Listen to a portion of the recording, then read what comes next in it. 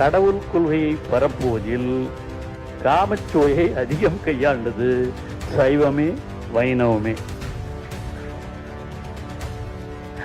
இதான் தலைப்பு.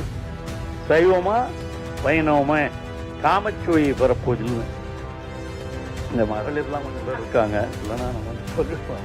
ஆனா அதுக்கு மகளிருக்கே நிறைய டிக்கெட் கொடுத்து வர வச்சிருந்தார் ராமகிருஷ்ணன். அதுல ஒரு இடத்துல சொல்லுவோம், சொல்லாம ராமகிருஷ்ணன்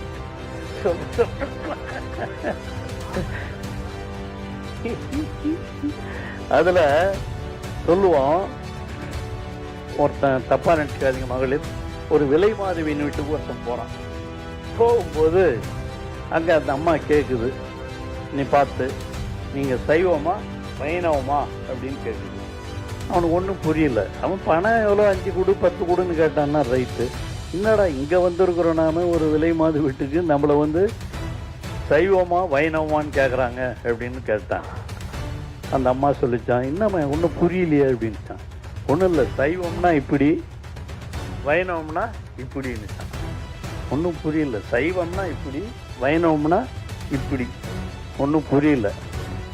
என்னவா சொல்ற, இதுன்னா அது சைவம் இது தானே, அதில் என்ன இருக்கு அப்படின்னா, இல்லை சைவம்னா படுத்துக்கிறது,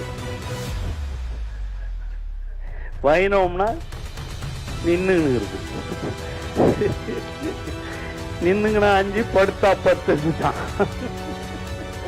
இதெல்லாம் இப்ப அந்த அடல் சொல்லி பட்டிமன்றத்தில் நாங்க பேசி இந்த திராவிட இயக்கத்தினுடைய கொள்கைகளை பரப்புவதற்காக எடுத்துக்கொண்ட நடவடிக்கை.